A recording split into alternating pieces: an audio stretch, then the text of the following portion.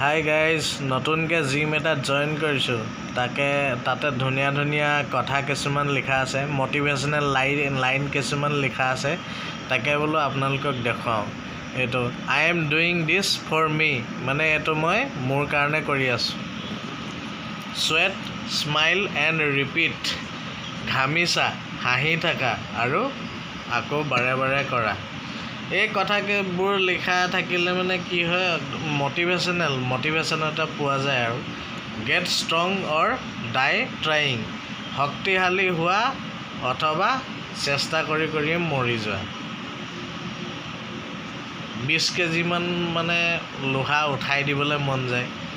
Shut up and squat, মুখ বন্ধ কৰা আৰু উঠা বহা কৰি থাকা।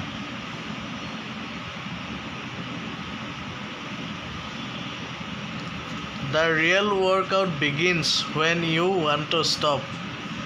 তুমি যেতিয়া ভাগৰি ৰ'বলৈ বিচৰা তেতিয়াহে এক্সাৰচাইজটো আৰম্ভ হয়।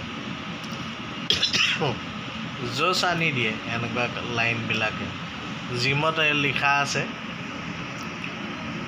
এইফালে কি লিখা আছে, এইটো sweat is just fat crying, মানে তুমি যে ঘামিছা সেইটো কি বুজাইছে, তোমাৰ চৰ্বিখিনিয়ে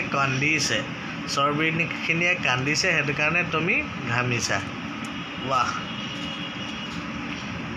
there is no' failure except no' longer trying, যদি তুমি চেষ্টা কৰি আছা তেতিয়াহ'লে বিফল কেতিয়াও নোহোৱা। ঠিক আছে, চেষ্টা কৰিলে মানে বিফল হোৱাৰ কথাই নাহে, সফল হবাই এদিন নহয় এদিন।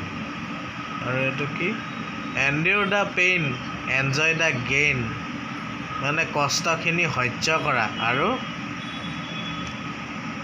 যিখিনি লাভ কৰিছা তাৰ আনন্দ লোৱা।